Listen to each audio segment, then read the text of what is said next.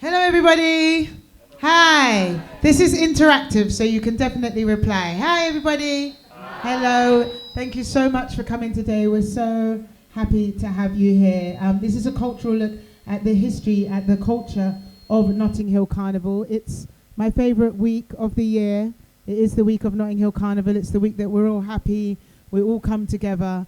And yeah, just really amazing to have you here with us. I have got a very exciting panel up here with me. I'm personally excited because the history of this panel goes very, very far back to the beginnings of Notting Hill Carnival, and everyone on this panel has had, you know, a very, very deep involvement with the carnival and still does. So really, really excited to introduce to you Mr. Treble T and Mike Anthony from Rampage, aka Rampage Sound. Please make a round of applause to them. It does say on my card, everyone introduce yourself, so you are going to do that as well. I'm just introducing you quickly. And then we have the lovely Lynette Carmella from Notting Hill Carnival, one of Notting Hill Carnival trustees. Looking very gorgeous with amazing teeth. Your teeth are amazing. Sorry, I just have a thing about amazing teeth. They're just incredible. And also we have the lovely Ansel Wong, another one of Notting Hill Carnival's trustees. Please give him a massive round of applause. Now, I know I didn't do any of you justice with my introduction, so if you wouldn't mind just reintroducing yourselves for our lovely audience here and just tell them a little bit about yourselves. It's like a dating show without being a dating show. Tell us a bit about yourselves. My name is DJ Treble T, one of the DJs and operators from Rampage Sound. We've been doing the Notting Hill Carnival for, over 25 years? Thank you. It actually doesn't feel like it. It still feels like I just started it a few weeks ago. And yeah, we've had a serious time watching the evolution of the Notting Hill Carnival from over 2.5 decades ago to now, along with our radio shows and other gigs. So yeah, I'm very, very proud to be a cornerstone of the Notting Hill Carnival. I'm Mike Anthony. Do I need a mic? I'm Mike Anthony, and another member. Ooh, this one's loud. Another member of Rampage. Oof. Check. One. Let me do it here. Another member of Rampage. I just met him last week. And just to echo, we've been a part of Carnival for a very long time. We've seen it change over the years, and it's something that we're very proud to be a part of. And you know, I'm glad that we're here doing something like this. I think there should be more panels like this. It hasn't happened in the past, so let's see how this works. Hi everyone, I'm Lynette Kamala, and I'm also part of the sound system This Year Generation, and I've been doing it for 34 years. Actually, so I was one of the first female DJs in terms of, I was a child DJ. So, yeah. We can clap for that. And that's one of the lovely things about Carnival, is that you get your first time to do things. So I think I might have been about 15. And I now have the pleasure, and it's a real honour to be part of the organisation as well, and working with such a brilliant team. And I still do the sound system, but I don't DJ anymore. But it's just wonderful watching people come through and just all the work that goes behind it. But we'll talk more about that. So that's me. And I'm also an artist, a visual artist. Thank you. My name is Ansel Wong. I've been involved in the carnivals for some time. I started in 1969 and been involved since then in a number of roles, as a rioter, as a stall holder, as a band leader, and also as a member of the governing body for Notting Hill Carnival. Hello. Thank you so much for all being here. Really appreciate it. I didn't introduce myself. I apologize. I'm Melody Kane. This is Culture and Sound, and yeah, so happy that you could all make it. Please make sure that you're helping yourselves to the drinks at the bar. We have some very special cocktails put together courtesy of Bacardi. So thank you so much to Bacardi for being involved with this amazing event as well. So if I could just ask all of you, start with Ansel, can you remember your first ever carnival experience? Yes, that first experience, or that indelible experience really, was the riot that happened, Carnival riot, I was caught up in the middle of it, just under the flyover, because one of the issues we had was levels of police brutality to the black community. And the carnival provided a unique opportunity for young people to take revenge. And I was a stallholder selling roti. Can you elaborate on that? Well, you know, if they persecute us and attack us in that way, we have every right to respond. And that was an opportune moment to respond. At the time, as I said, I was a stallholder selling roti under the flyover when the riot starts. And I got in the middle of it, and both sides were trying to throw bottles at each other. And I remember very distinctly an elder coming up to me and said, "Look, Ansel, you have to intervene and tell those young people to stop." Could you imagine what was happening? Yeah, people are throwing bottles, and you are there, and you're being called upon to intervene, to go up to them and say, "Stop." So that was my most indelible experience of my first engagement in Carnival. And did you attempt to try and stop them, or just keep making the rotis? Foolhardy. For me, I'm not sure of the age because I was so young, but it was on being carried on my father's shoulders. And those of you who go to Carnival who come via the Kensal Rise route, because I live in Kensal Rise, over the Harrow Road, up the Ladbroke Grove, there's like a hill. So I just remember as a small child seeing the sea of people and all those heads, and it looked like millions of people, and all the sounds and the noise, and just taking that deep breath and just thinking, oh my goodness, but loving it, loving the joy and the energy, and just been going like ever since. But that's like my very first memory, so I think I might have been 4 or 5 years old. Let me change this mic. Let me use that one. One.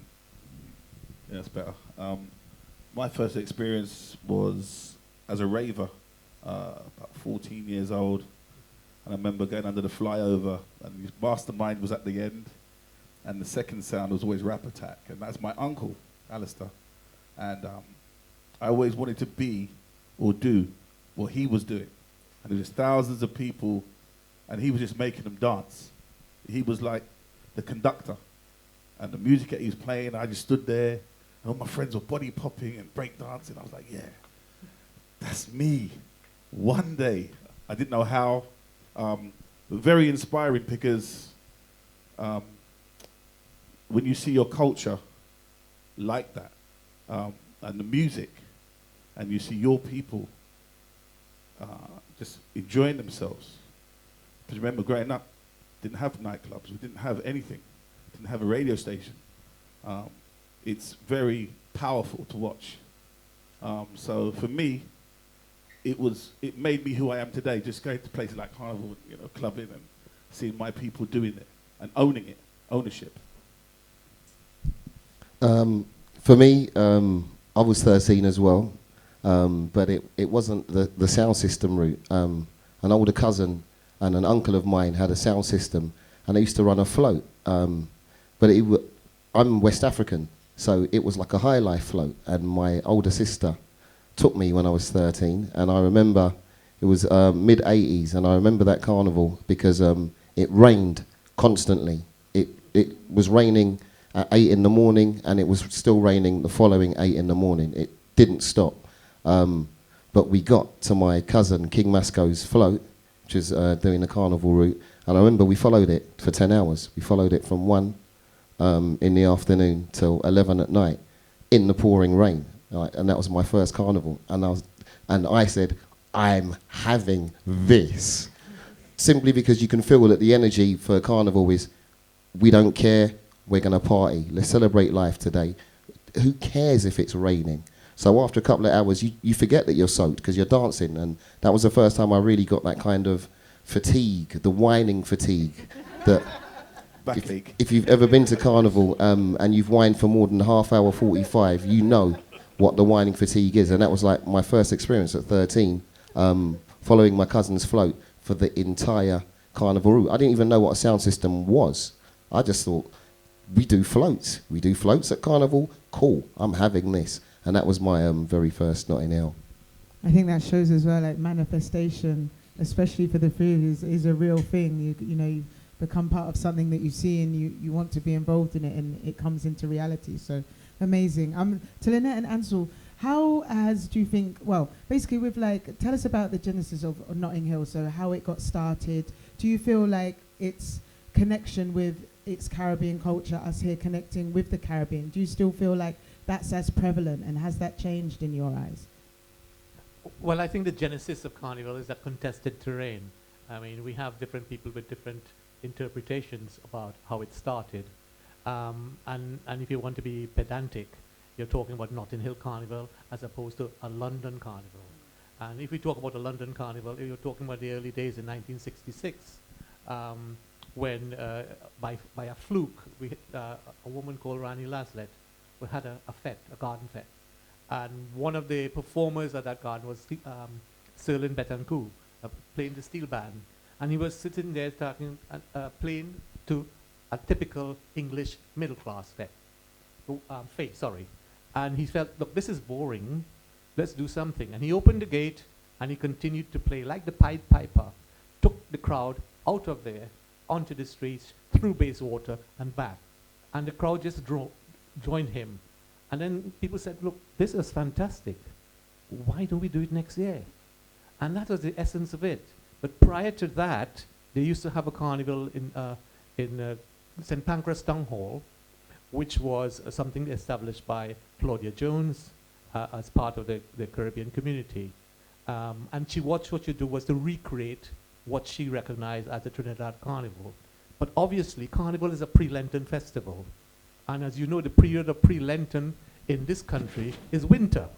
So you can't have a carnival on the streets in February and March because it's too damn cold. So she had it inside in a town hall. And I think all the essences of Carnival were there: masquerade, costume, synergy of interpreting themes, and a king and a queen, and dancing. But what didn't happen was on the streets. And that was the difference between St. Pancras Town Hall and Notting Hill. And just to move on in terms of the journey and the different input, there was always some sort of aspect, I guess, with speakers and sound system. But 1973 was quite, I guess, a key moment when Leslie Teacher Palmer, as he's known, really formalised and sort of had sound system pretty much by another element of the Caribbean, so the Jamaican sound systems, but it's grown, introduced that aspect to Carnival kind of more formally, and just how, again, over time, that has shown the diversity, that, you know, you had all different sound systems, all different genres of music. So that aspect as well, historically, and you know, my memories as well, I originally we were on the street, you know, and it was quite small then, but just watching the crowds grow over time, it's another important element, I think, of recognising particularly the streets of Notting Hill as well. It is site specific. That's something I think is really important to realise. There's always this kind of conversation about, oh, can it get too big? Should it be moved and so on? It's the Notting Hill Carnival. It's called that for a reason, and it's that history, really. That really nicely kind of leads me on to my next question about the fact that the organisation of it has changed, the leadership of it's changed, and you know, we keep hearing the challenges about, okay, is it going to be moved? Is it going to be at Hyde Park? And is that something you think that will happen? Do you think, because obviously it is so rooted at Notting Hill, that is something that will come to pass in the future, that they will actually try and move it, and it will be a ticketed event essentially, which will lose all essence of what makes it so special? In my opinion, I don't think that will ever work, because I can't speak for all of the disciplines from Carnival, but I get the general feeling that we all feel the same way, and it's the Notting Hill Carnival. If it's ticketed in Hyde Park, it's not the Notting Hill Carnival. It doesn't have its roots in Carnival. It's now a festival. So I know all the sound systems, they may go and play there, and they'll say we're doing a festival in Hyde Park, but that's not the Notting Hill Carnival. And like I said, I can't speak for all of the disciplines, but I can't see any of the Carnival disciplines being happy with it going to the West End. But sorry to stop you there, Mike, but being happy and actually still continuing to take part in it, do you think that will change? No, I think that is such a contentious point. I think everyone will say, no, we're not having that, I think. Just to add to that, I think a moment when me and T, we went with the BBC to Trinidad Carnival, and that was a real kick in the backside of our culture. And I really had a comparison of the London Carnival, and I'm like, Trinidad opened our eyes to, wow, this is what it's about. You know, it's like, you know, sorry to say, it's like a Polish guy cooking jerk chicken and rice and peas. Ain't gonna come out the same, you know, if my mum done it. So, and I went to Trinidad and I was like, now I understand. And then we went the next year. Let me say something on that, because it's probably more pertinent for me, because like I said, my family's West African, so I don't have that Caribbean background. So for me, going to the Trinidad Carnival, I totally got it. Like, right, we're doing soca now. You see, this week, we're doing soca. I don't care what you think. By the end of the week, you're going to love every single Road March record, and we're all going to be whining. I got it. It's the purity of the party. I was saying it to someone the other day. The purity of the spirit in Trinidad Carnival can't be matched. They're truly there just to have a good time. It's nothing more, nothing less. But Notting Hill Carnival is different. It's changed. The urban culture, the urban background in the UK is very different. We have Africans, we have Asians, we have white people, we have Spanish, we have loads of people who participate in our culture. And we have to recognise and celebrate that. And I believe Notting Hill Carnival is the best in the world at celebrating this melting pot of cultures that we have. As long as it keeps to its core of the Caribbean, and the essence stays. It's, you know, the Caribbean culture is very welcoming. So, but I think if everybody took a trip to the Caribbean, whether it's to Grenada or Barbados or Trinidad, and really experienced Carnival, they'd get it. I literally have to say, so I came back from Antigua a couple of weeks ago. It was my first time ever going to a carnival in the Caribbean, and this sounds dramatic, but it literally changed my life. I had the best week of my life. I'm a dancehall girl. I went there just thinking, oh yeah, you know, I like soca at Carnival. I love soca now, okay? I know every road march. I know everything. And I think what you're saying is so true. Once, I would say, if just once in your life you can go to an island in the Caribbean and experience their version of Carnival, it will just open your eyes. I think what is amazing about Notting Hill is, like you say, that it's so diverse. But what I really realized going to Antigua Carnival is that, like, the energy was just incredible, and it's just unashamedly, this is what we are, this is what we're doing, it's all about soca, and everybody there is just embracing it in the most loving way. And I think that perhaps, you know, obviously with Notting Hill, because it's so huge, there's a real core part of us that embrace it in a loving way and enjoy it. And then obviously you know, you get different demographics of people from all different cultures that come for, you know, different reasons. And I would just say, if you can, just go to a carnival in the Caribbean. It will literally change your life. I come back a different person. I got a whole soca playlist now. I listened to soca. Lucy is my favorite song. If you know about this song, Lucy, it's basically about this girl that, like, she was a good girl. She stayed at home. She went to church. Then she went to carnival, and now she just winded up all over town. I am Lucy. So, but yeah, please try and do it if you can. And actually, because you were listing the carnivals and people don't really know so much about Antigua. When I was there, I only met 2 other English people and a few American people, but mainly it was people from other Caribbean islands. It's a great carnival to go to. I would honestly check it out. So yeah, really, really good. Ansel, can I just ask you? Sorry. Lynette and I are on the governing body of carnivals and seeing it from a slightly different perspective. One of which is the constant threats we are under from the regulatory authorities to change. Bertie, you mentioned the dancing until 11 o'clock at night. That is something gone. We are struggling even to keep the carnival up to 8 p.m. because the police would say to us, you should finish at 6:30. And at 6:30 last year, they were denying people the opportunity to be judged. Whereas we said, our agreement with you is the carnival shall end at 8. So what happens each year is they're pushing the barriers back and back and back, and they're trying to restrict those things. What's in our favor, or in previous years, what you had was a contest between a mayor that was Labour and a borough of Kensington and Chelsea that was Conservative. So we were able to work with that synergy, that one against the other. Now, things have changed, and it is very, very difficult to try and develop the carnival in the way in which we've seen. One other thing is that this carnival is what is called an unregulated event. It means nobody is in charge, and nobody can sue us for any problem because we are unregulated, because they did not see the potential of the carnival. It secretly processed through a secret osmosis into creating what we have today. So that means to say nobody has to pay for the police, nobody has to pay for the cleaning up of the streets, because it's a genuinely community event. We must not lose that by going into Hyde Park. We must not lose that by choosing other people to govern the carnival. Yeah, and I'll just say, having just the other biggest carnival, which is the Brazil Carnival, which I took part in. I had the pleasure of actually wearing a costume. With the Samba school I was with, we won Beja Floor that year. But for me, it was an education, because everyone obviously talks about that carnival, and that's a whole different thing. It's, again, a ticketed event. It's a one-way thing. Sure, you have the block parties, but going back to Notting Hill, as Ansel was saying, it's a free-flowing thing.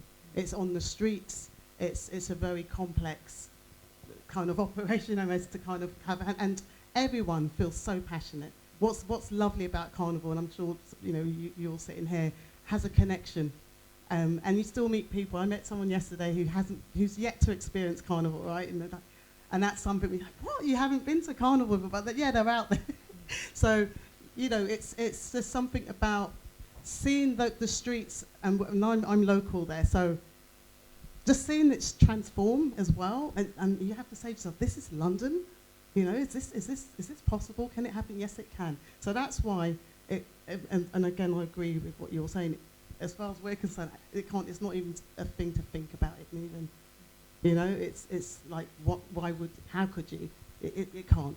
So what does it mean for Notting Hill, the fact that it's come under new organisation now? This is to Ansel and to Lynette. That what does that actually mean for the future of Carnival? Because like you're saying, it feels like obviously every year there's just constantly more and more red tape, more and more restrictions put on us. And I would say coming from in the days when I would come as a consumer, I could feel that over the years, the parties finishing earlier and earlier, the energy starting to change, not necessarily, amongst the people that were at Carnival, but by the police and by people that were around as it got later on at night. And the energy, I would say, over the years that I've been going, as it gets later in the evening, has started to change. And I do feel like that's more about the fact that we're not allowed to continue enjoying the event, rather than the fact that, they like to say everybody's dry and call it. It's more about the fact it's coming to an end. So what is there any kind of strategies that the new organisers have in place to be able to combat the constant red tape that we're coming under with it?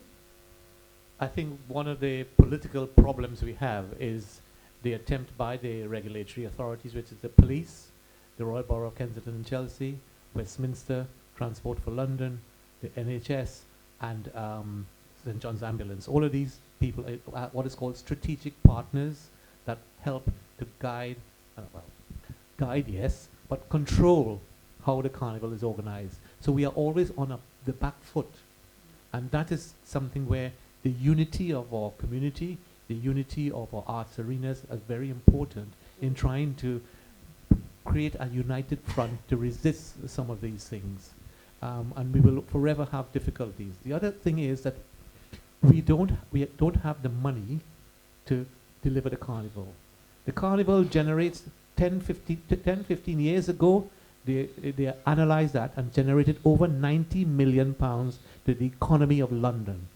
Now when you take inflation, you're talking about over £100 million. Do you know how much we get out of that? Nothing. Is this one on? Just to kind of back up those points and the kind of difficulties that have increased over the years. So we're aware of the health and safety culture, and so many rules have come into place just regarding sound systems. I can't imagine what it's like for floats, the amount of public liability insurance, and every single year there is another bureaucratic step that you have to take. But like you just said, one of the things we have to do is show a united front. And where sometimes one person might want to bend and say, no, I'm gonna do that. We all have to sit down. We really do need strong organisation amongst ourselves. And another good point you made is I remember when the entire carnival was actually sponsored. It was by Virgin or Western Union. Now, I have trouble understanding as a businessman, how can we have the second largest street festival in the world and we can't have an governance that is able to raise sponsorship to pay for it? I mean, like you said, how much did you say it generates? This is ridiculous. How can we not have governance? And I'm talking about from governmental level, because this is tax dollars, this is tourist dollars that are coming to the UK that should be utilised to secure the future of the Notting Hill Carnival, and it's not done at all. I just want to say as well, one of the things as like the new organisers that we've been working quite hard on is celebrating the positivity and the stories of people who actually make Carnival. And I think last year we really moved forward with that in terms of the wider media and the messaging that was going out, because that also affects, if you think about sponsorship and who wants to actually put behind it. If, you know, the day after, which is, again, one of those biggest, successful, safe, you know, carnival events, you want to talk about the crime or something like that, that's quite negative. So I think there's still a big job to be done there, but for all of us really, and just to be mindful of the, you know, those who might want to focus on negative aspects when there is a huge wealth of positivity, the stories, and also the challenges that we face. So that's part of it in terms of sponsorship and funding, but I can also see why that can be a challenge, because you know you want to be certain that ultimately there's going to be that positive news story, or that's what we'll be focused on. And I think we're really starting to do that a lot more. We have, for example, our carnival ambassadors. For the first time we've got a child ambassador as well. We have now about 8 ambassadors, and these are people who are all connected and been doing amazing things. So we're talking from, like, I think a 10-year-old right up to the elders. Just want to add to that. The story of Rampage at Carnival, the first Carnival we did, cost us around £3,000. 25 years later, we've spent nearly £1 million just to stay there. So I want you to understand that the barriers cost us £15,000. We get zero help. We have to bring our own security.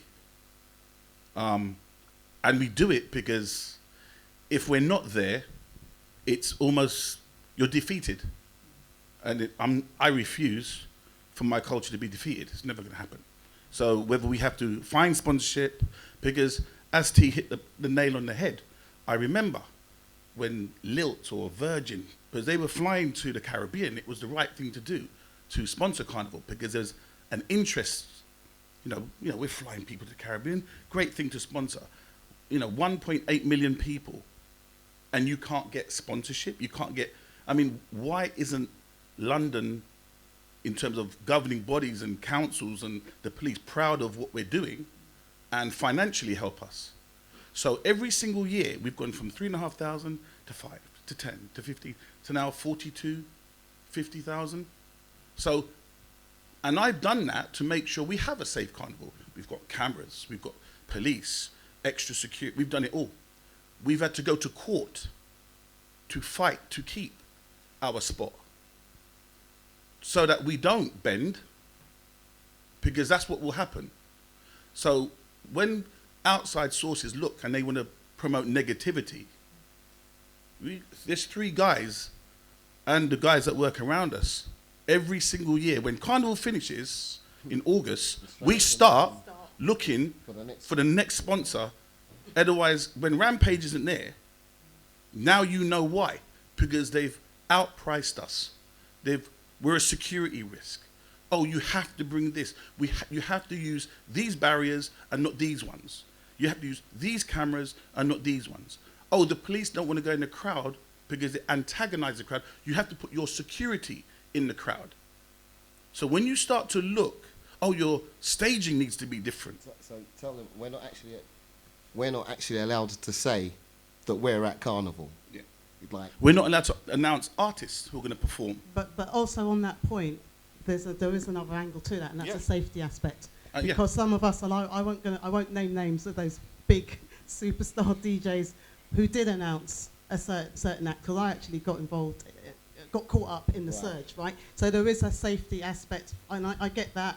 You know, we don't. Can you elaborate announce on that situation that happened? Oh, we don't. Sorry. Can you elaborate on the situation? Oh, that yeah. you're So talking about? there was a DJ. I mean, many of our DJs, as I say, if you can't DJ at Carnival, first of all, you're probably not. If you don't, you know, earn your stripes at Carnival, you're not really a DJ, right? So obviously everyone wants to be there, but then there's the kind of, I don't want to say the ego thing, but you've got to remember and respect and understand how crowds move. So you can't be saying over a microphone, so-and-so's on the stage right now, because I remember where I was on Portobello Road when someone, I shouldn't have said it because now people figure out where, but anyway, someone said that, and what happens, everyone hears, right? Everyone, so with our sound, we don't announce who's going to be there. We don't, and it's that way. And one, it gives an element, it's lovely, it's a nice element of surprise as well. And also, you know, you have up and coming acts and so on. So there is that bit, but and also again, it changes the energy as well, because Carnival, and we want to talk more about, I want to talk more about how you get involved, how you take part, so it's not like a spectator thing. We have the live stages, but it's also, for me, I love to say, everyone's like a star. Everyone makes Carnival. And so it's that balance of not just looking up and seeing this big act or whoever's got the biggest tune that year or whatever. Because, yeah, they'll turn up. They want to be there. We don't need to announce it necessarily, but there is that challenge, because then there's the sponsorship, right? They want to be where these acts will be. So that's the challenge. I want to add to that, because like I said, our cost in security has gone up, and I will back up. There was a very famous DJ who would put big acts on stage. Okay? I won't tell you who it is. But I don't care about him anyway. But what I'm trying to say is this. If I love my culture, I want to do everything I can to protect it. So if I have to pay for security and pay 15,000, 17,000 for barriers, special barriers, then I'll do it. It protects the people that's come to, you know, hear us DJ. But when you don't care, that's when you do what that superstar DJ did. Because you don't understand us, culture, music, I'll give you an example. and that's why we bend over backwards to protect what we have. An example we can name is when his album was out and it was really hot, was DMX. And DMX was in the UK, and we got the offer for DMX to come to our sound system at Carnival. And we really sat down and thought about it and considered it, and we really had to make a call and say, we can't. I'm a DMX fan. I went to New York and got the album. I'm a fan, right? But we had to make the decision that we just can't have him come and perform. I would have loved to. It would have made my Carnival. But the fact that I'm going to have 15,000 people in front of me, and they're all going to want to, they're all as big a fans as I am. They all want to stand with me. We can't all stand there. I can't afford to have this act on my stage, because if something goes wrong, it's my fault.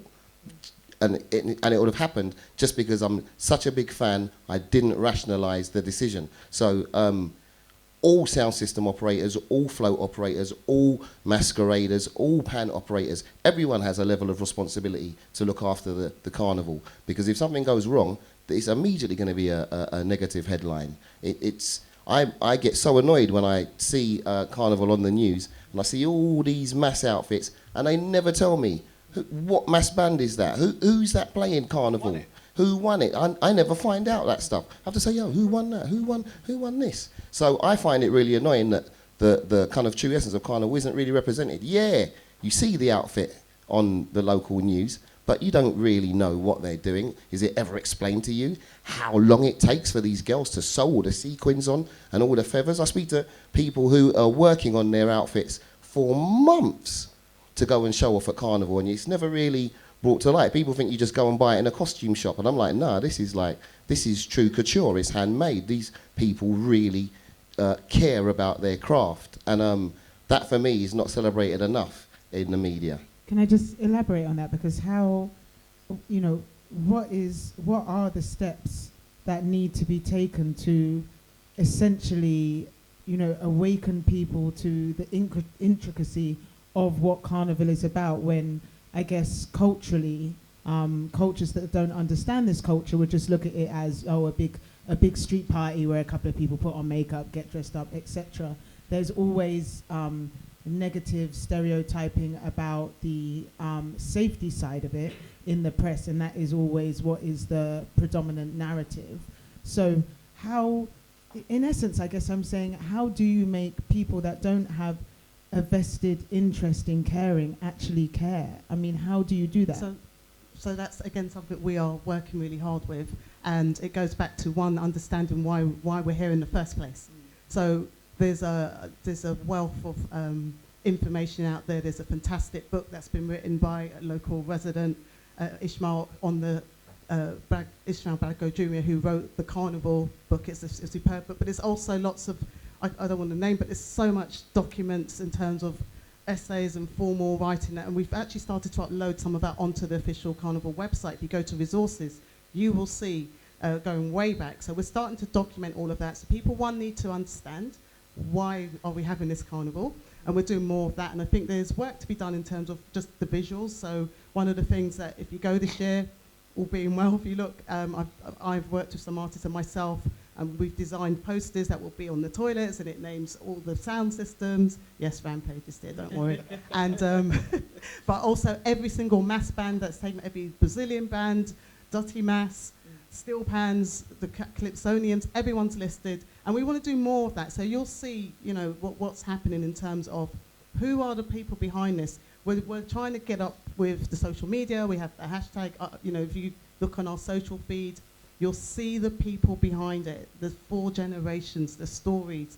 And I think the more we do that, the more people come to realise it and value. But I'm quite optimistic about it. I think, you know, I feel there's like a real change in terms of the publicity and what's going out there of late. You'll see a lot more of it.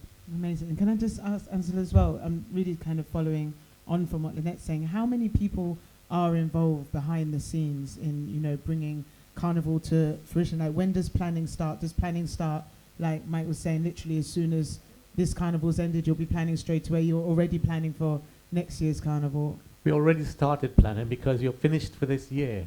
You've got a few days left.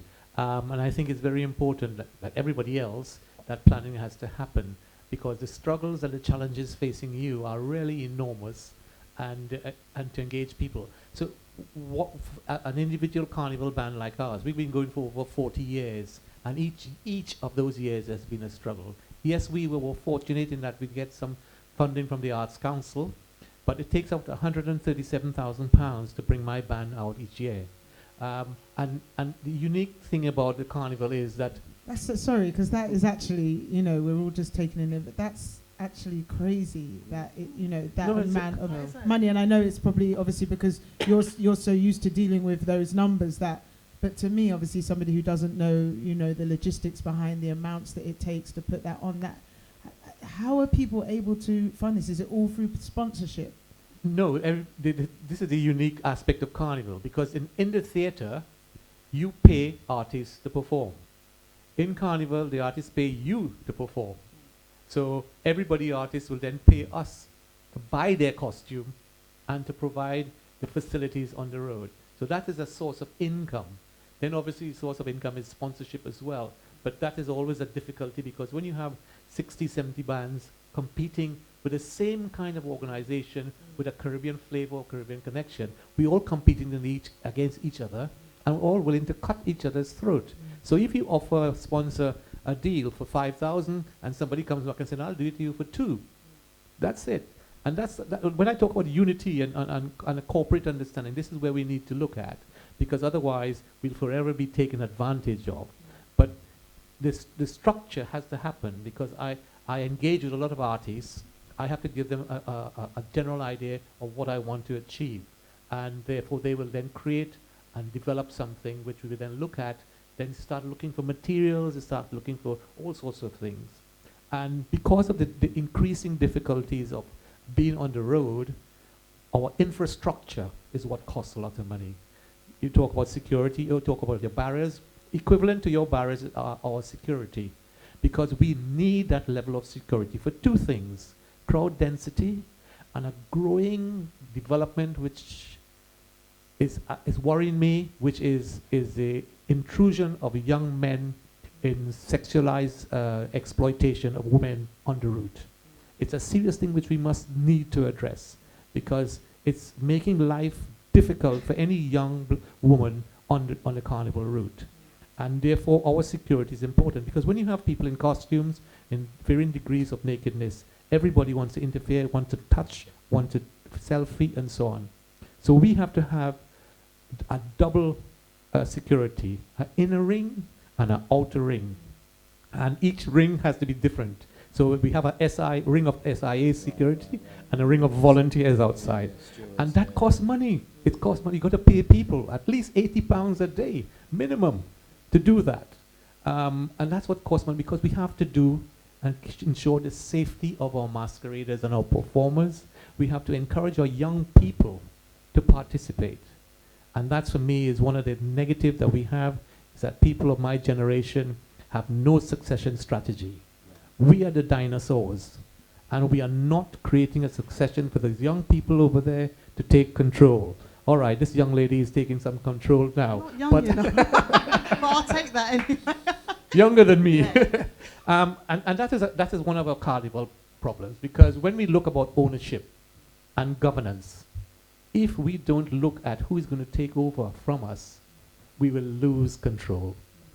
And do you feel like, as Lynette was saying, that perhaps education will be a great asset to, young people knowing really the foundations of why Carnival is there? Because obviously I know, there's so many young people that just think it's, just this mass party where you just come and, drop wine up, and girls, and they haven't taken the time to have that education. And that's why, because, it hasn't perhaps been available to them, or they, had no interest in it. And do you think that that will play a part if there's some sort of, I don't know, just some way of them getting to find out the actual roots of what Carnival is about, and why it's so important for them to, they could be the next Mike and T, they could be the next people to start an incredible sound system that's running 25, 30 years, being involved with Carnival for plus 30 years. So I think that's a really interesting point. Very important, because the cultural ingredients of our carnival, sound systems, music, masquerade, movement, and mayhem. That's what I call the 4 M's.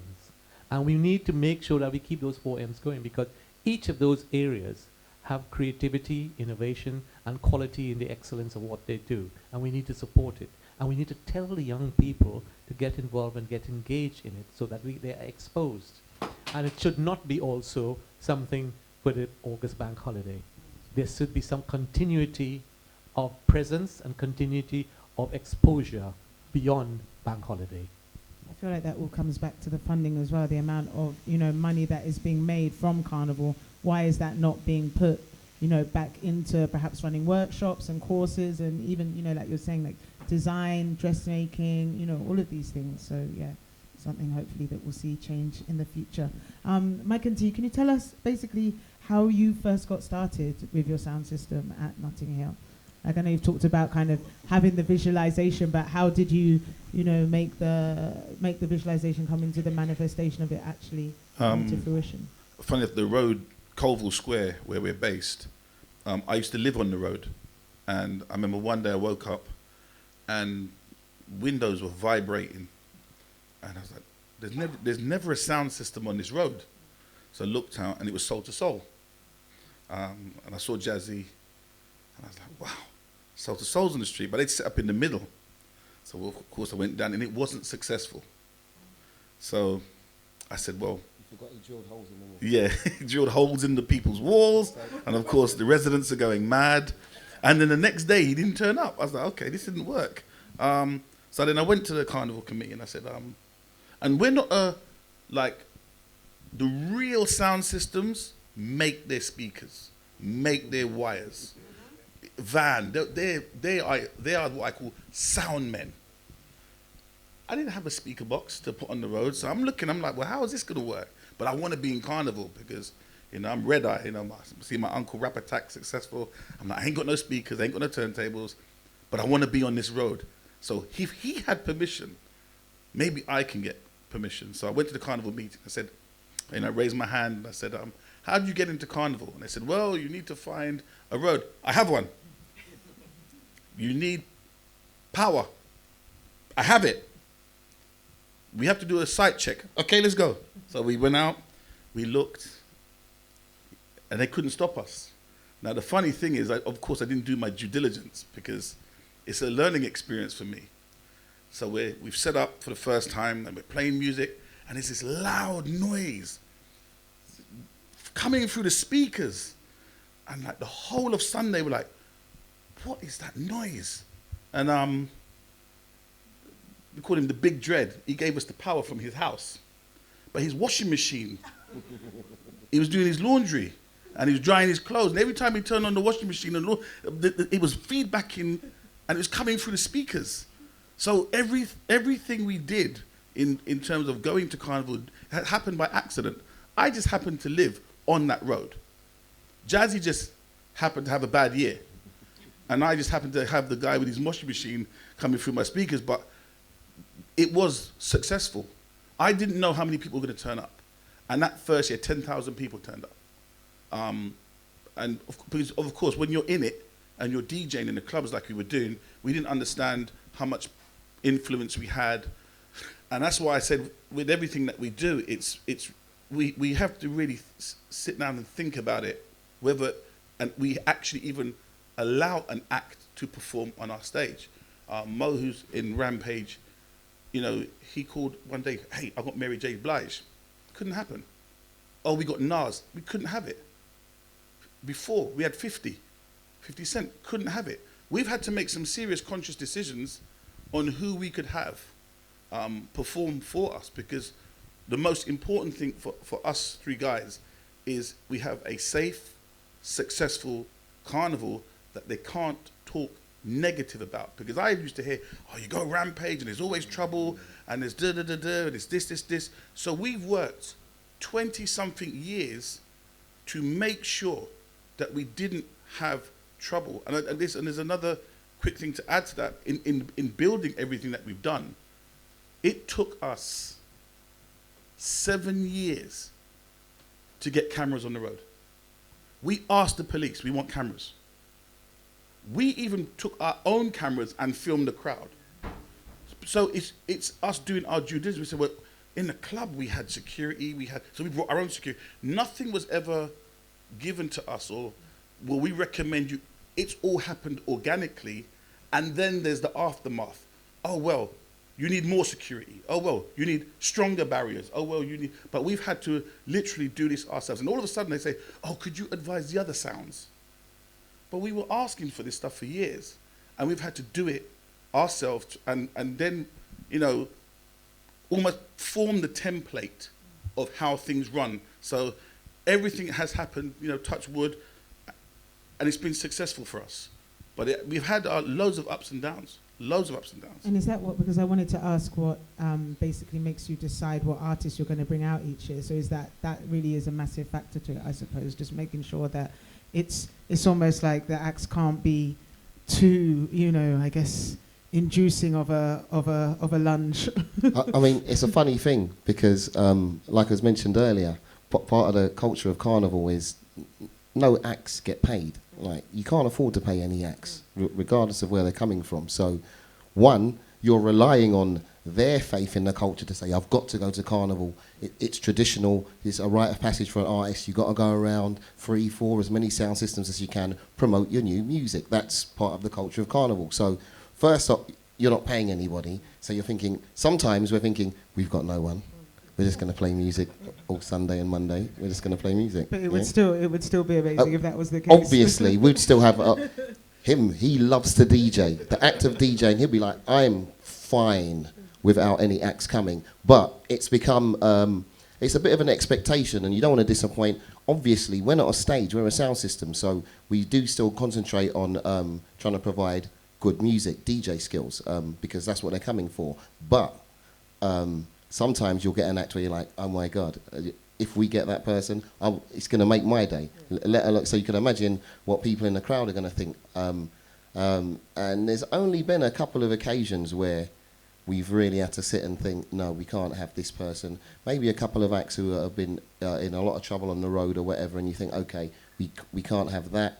But usually, especially because of the vibe of Carnival, it's always usually an uplifting kind of vibe. So no one's ever really on that kind of, right, we're going to fight, we're going to do this, we're going to do that. So most of the time, we don't have that much trouble with act selection. It's only if they've sold millions of records, or their records as hard as you've ever heard, then you're like, all right, let's make a call on this one. But usually, we're all right. Do you have international acts getting as excited about performing at Carnival as the UK acts? Yeah. Yeah, we've had a few. Sean Paul was very excited. Shaggy is he's a habitual returner. Shaggy came the year when it rained. We had Mary J. Blige in the flat around the corner in Tinashe, and he literally stood there all day in a the see-through Pacamac, and didn't even perform, but just chilled all day. Like, I'm chilling at Rampage. That's what Shaggy's doing. I don't know what you're doing, but I'm nice. So a lot of the time, you'll have those kind of memories where you're like, Shaggy came and he didn't even perform. He literally just came and hung out with us. So a lot of the time, that's a real good feeling, because you're like, no, you can't. How can you pay Shaggy? You can't pay Shaggy. You know what I mean? But the fact that he's making the effort to say, let me go and check them Rampage, man. It's a great feeling for us and for everyone who sees him. Oh, look, isn't that Shaggy? Yeah, it is Shaggy. He really is. I was In a poncho. I was just going to add to that. I've had to try and keep up, so this is where the generational thing comes in. So I don't DJ, but I oversee and look after the stage management and so on, just making sure, again, that everyone's safe. And so this thing about the acts, I do my due diligence, which is talking to my nieces and nephews and check and looking on the videos and so on, because, again, we've seen with YouTube, right, how many million hits are they having, in terms of views of people viewing. So it's not even just the international. What's lovely as well, it's homegrown, right, talent, and they are just amazing. So for me, getting that right is a balance now, because you have to be on point. You have to know exactly what's happening, because if you could have that act, I tell you, one act I remember Bashi stood in the crowd as just someone that would come and looked up at the stage and said he wanted to perform there one day. And when he performed, for us, we don't know. It's emotional for us that he was in the crowd as a raver, and here is Bashi, actor and a rapper, and he's performing. And when he announced that on stage, we were kind of like, wow. So you have to also bear in mind what kind of influence you have as well, that there are young people who are looking at you for guidance, for that moment.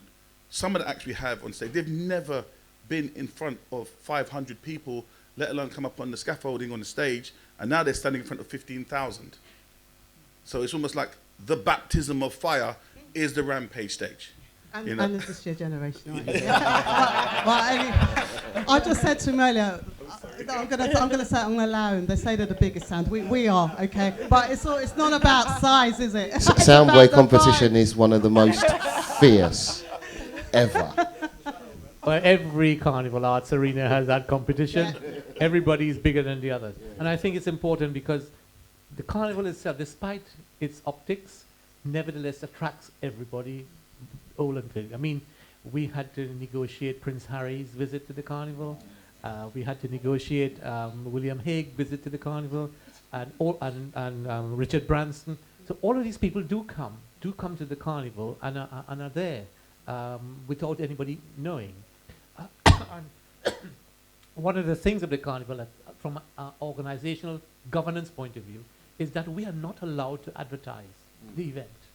You would never see an event, an ad saying, come to the Carnival, because we don't want you to come.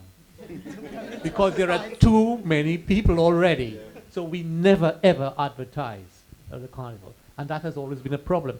And that's where some of the regulatory authorities beat us on the head over the kind of things my brother's been talking about in terms of conditions to comply. From the other point of view, we are struggling every time we meet to hold them back from enforcing us, to create restrictions for them. but I remember very clearly, Miss Dynamite was getting very, very popular. And she was wanted to perform in one of the stages. We couldn't. And they made it very clear, if you bring her on stage, that's the end of your license to run the carnival.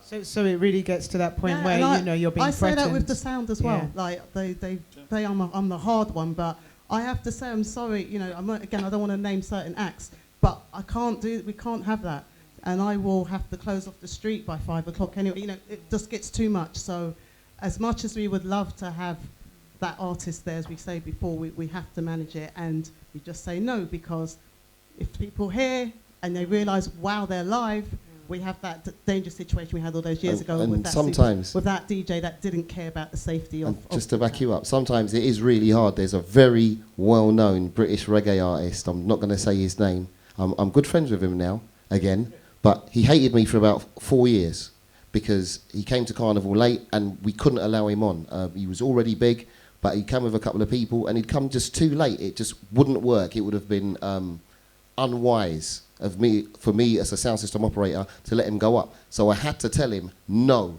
you can't. You just can't. I'm sorry, no. And he literally didn't speak to me for like 4 years. He'd go to gigs, go to shows, and this guy would walk straight past me whilst his next single's out or whatever. Did he still speak to Mike? I think... He hated me as well. No, but I was the one who actually told him no. But sometimes you have to put your foot down. Otherwise, you might go up there, do something. You've got 15 minutes to go. The road's packed, and it goes wrong. It's my fault. Well, that kind of brings me on to the next question that I'd like to ask everybody. The fact that, Carnival started as a celebration of Caribbean culture, and obviously because we are in London, we've seen it diversify a lot more in terms of the fact of the homegrown music and, UK black culture and the artists that we're celebrating over here from the UK, as I'm sure, you're a testament to the fact that, let's say 5 to 10 years ago, you wouldn't hear the music at Carnival, so much homegrown music at Carnival. Like, what do we think about the fact that that's changed so much? Has that been a conscious effort to, I guess, incorporate more homegrown and Afro beats into the Carnival because it is based in Notting Hill, or is that just something that you think's happened very naturally, just through DJs and through musical tastes? From what I've seen, it's just happened naturally. It's just been a thing. But I love it, but it also has its challenges because of location, all right, and which acts and all the rest of it. But what I've, certainly from my observations over the years, it's been organic. It's ultimately a tune that you might think is big. This is what, again, some DJs have found out. You drop it with the Carnival crowd, it might not have the reaction you thought it was going to have. It doesn't work the same as it does in a club. So that's been interesting. But also the diversity. So I'm thinking about, I think it was last year, the amount of mobile phones that got handed to me. And when I actually care about our crowd, right? So I actually went as far as with time to return as much of them. So I had a whole bag of phones. By about 11:30 at night, those that were charged started ringing, and I answered them to their shock. And it was a real pleasure trying to return them and to meet people who would come from all over, all different walks of life. It was literally, I met them at the train station, did it all safely. But because I actually tried to go into a phone shop to charge some of them up, and they just looked at me like, we don't deal in that here. And I'm like, no, I'm seriously, I'm in the sound. Anyway, I feel like this is a short novel in itself that you could actually make about just phone tales of Carnival. It was just funny. Yeah, like that was amazing. Last year from the young boy. He's like 11 years old. It was his dad's phone. His dad didn't know he borrowed it, and he lost it. So he was like, and just those are nice things as well. And I want to just talk about those like special moments where, again, the care and what we try to do to make sure everyone has a good experience. So make sure your phones are fully charged. So if any of us lose our phones, we know where to go. Yeah, battery pack as well. These are the tips. So kind of leading again on from that question, what do you feel like the effect, and this is to everybody, what is the effect on that Carnival has on London as a city, whether it's, over that few days, over the week, throughout the course of the year? Do we feel like it does bring people together the way that initially it set out to bring people together, that ethos of it is still there? Like, what impact does it actually have on the city as a whole? I think culturally it's a standout point, isn't it, for for the city and for the country. It's always on local and national news, and like I said, it's the second largest street festival in the world. So it's a real standout point, like I said, for tourism and so on and so forth. And for us, it's an ever-present. It could be Christmas. But in the back of your head, you're like, I wonder if the carnival. There's always going to be just a little thought in the back of your head. Oh, has the sponsorship sorted out? Or last year did we? So for me, it's something I live with. I literally live with carnival on a yearly basis. As regards for the nation, I think it's really important. I don't think it's recognised for how important it is. I mean, there's so many festivals you can name, like Glastonbury or Creamfields, that people just seem to know the name off the top of their heads, that get so many marketing spends on them. And I think there's none better than Notting Hill Carnival. I don't think there is. 1.8 million people. There's no... How can you top that? It's 1/3 of London is stuck in West London in like 4-5 miles square. 1/3 of the capital city of this country is there. So it's crazy, bro. It's crazy. So, and it's not recognised. And so for me, I think that is of major importance that needs to be changed. I also think, just to add to that, culturally, it's really important. You got to understand that whether it's your second or third generation, an 18-year-old can go to Ibiza for £150 and listen to hip hop, R&B, reggae, whatever, house music mostly. That 18-year-old is not going to spend £1,500 to go to the Caribbean.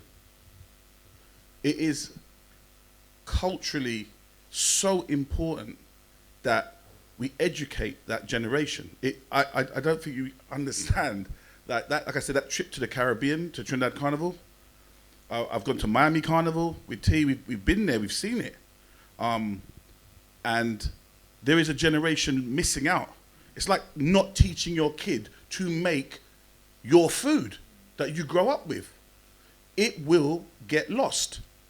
And you have to understand, Chinese festival is not as inviting as Carnival. Notting Hill, the Caribbean is a very inviting place. We don't care what colour you are, shape, size, hair, it don't matter. Come and party, that's the culture. But we have to remain true and support. Very important, they said, as sound men, it's so important for mass bands, for the costumes. It's so important for me culturally. It doesn't matter whether I play Afro beats, hip hop, R&B, UK. It doesn't matter. We have to support the other sides of Carnival, just from a cultural perspective. Otherwise, we will lose it. The kids are not going back to the Caribbean as often as they should. I was lucky my mum took me back to show me. As a grown man, I went back, educated myself. Sorry to interrupt you, just by way of hands, because I'm curious, because I remember the first time I went, just by way of hands, who's actually been to Panorama? Wow. So Panorama happens the night before, and it's all of the steel bands, right? And I remember the first time I went, I'm thinking, it's going to be like Arrow, hot, hot, hot, here we go. They were playing 50 Cent. Yeah, I heard, I don't know what, but played on pan. I'm like, the musicianship was incredible. But if you don't go, if you're not told about it, you won't realise, and you will just think it's Arrow, hot, hot, hot. This band's playing 50 Cent's Get Rich or Die Trying album front to back. They're doing Dr. Dre. I'm telling you, the musicianship was incredible, but no one seemed to realise. And just that's why I wanted to ask, has anyone actually been to Panorama? Go to Panorama. What night is it? It's only £10. Yeah. When is it, this week? Saturday. Yeah. Night before Carnival. It's incredible. And Sorry. you will see there a major feature, which is my band. There are about 6 what we call Jamii, which is tall people on stilts, 15 feet high in the air, dancing to the music. So you'll see that there's a new feature this year with Mangrove Steel Band. But I think, coming back to your point, an aspect that we never really think about in terms of Carnival. Carnival is an important event for many of our regulatory authorities because it gives them the opportunity to practice on us. The police practice on our Yes, site. because They do. because the first introduction of facial recognition by the police was at Carnival. So the first introduction of rioting techniques that the police use are in Carnival. The first introduction of how you control lone wolf terrorism in terms of accessing what happened at Nice and other areas was at Carnival. So from that point of view, we are serving the nation.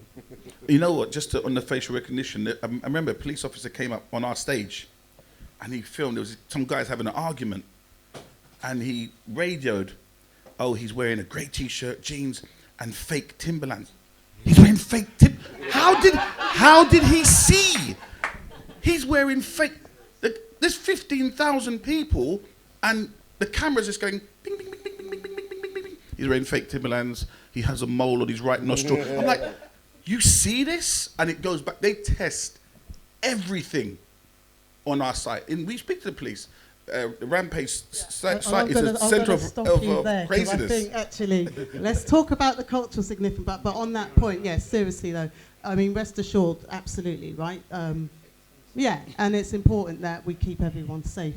So, particularly with what's going on in the world right now. So we're all very mindful of that, and there's certain aspects that we won't go into as well as you'd expect.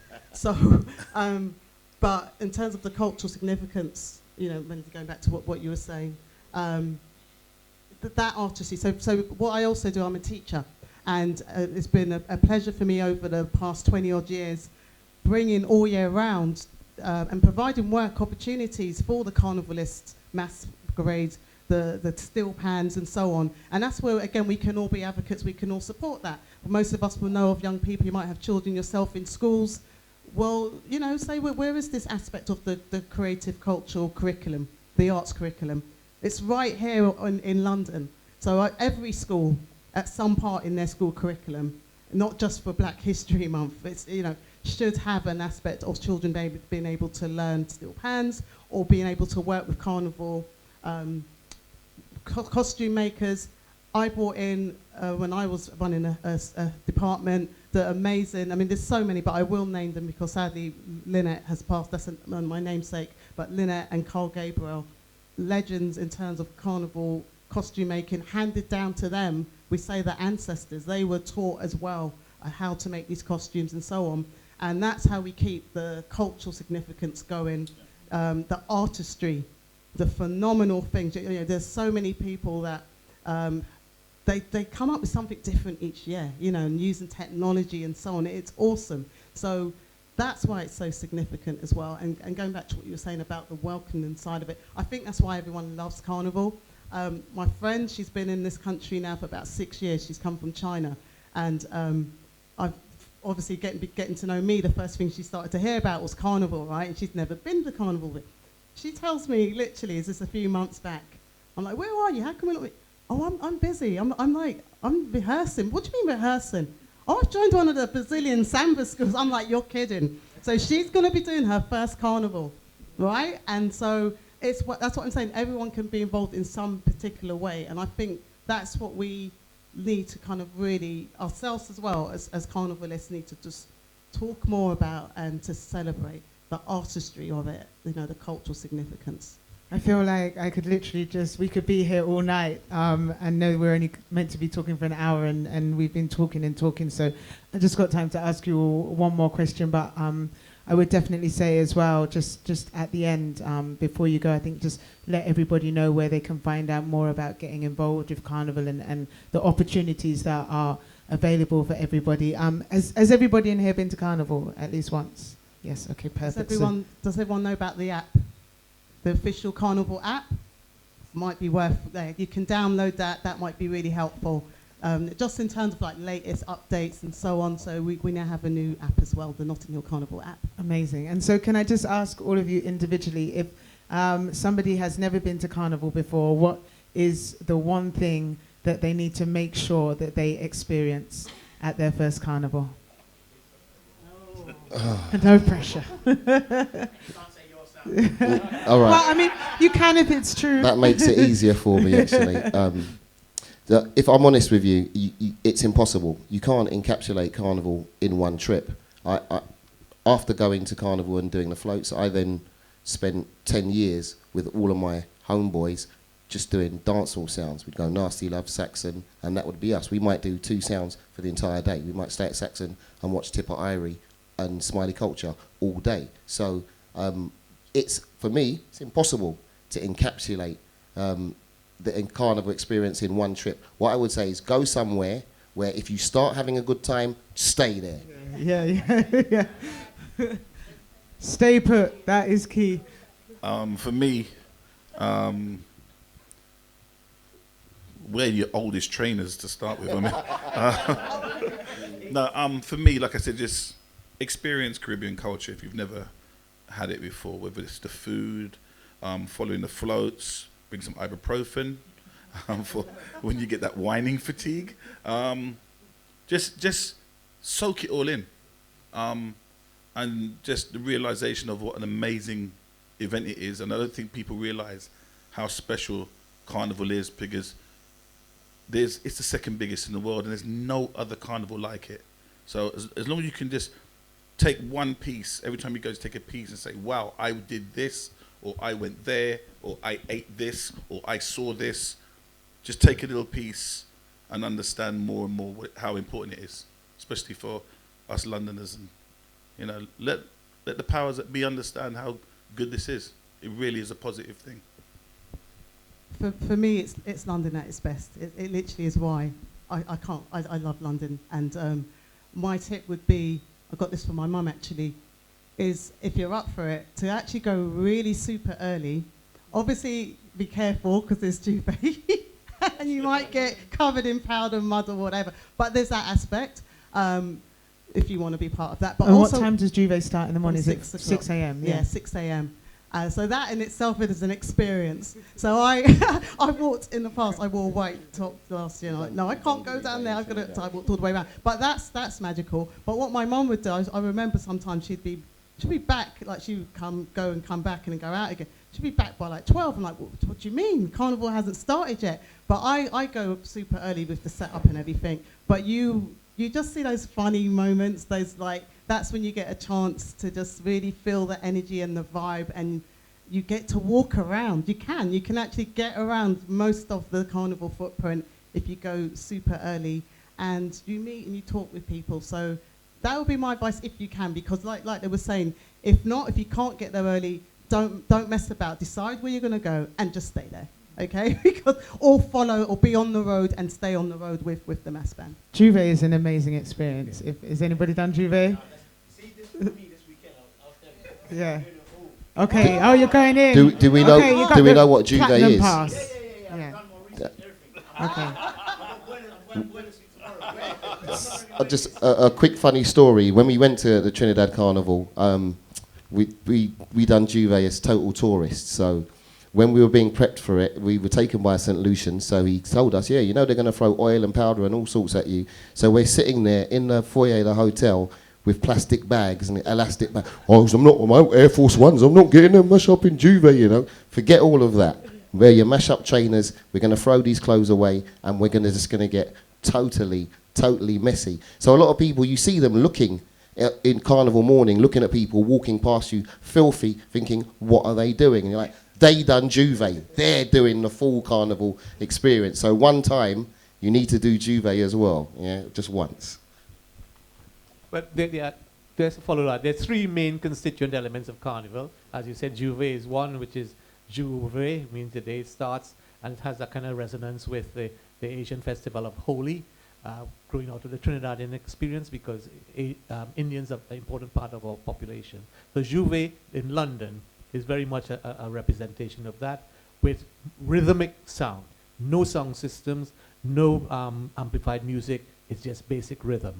And you need to enjoy that experience, and then the other 2 bits is either the concentric circle, which is outside the footprint, this is the parade of the bands, and the inside are the sound systems. My experience is, if you want to participate as an audience, you need to get to inside with the sound systems. As an audience on the parade, it's a terrible experience because you're standing behind barriers, watching carnival bands pass intermittently, and you never have that experience unless you are before the judging point.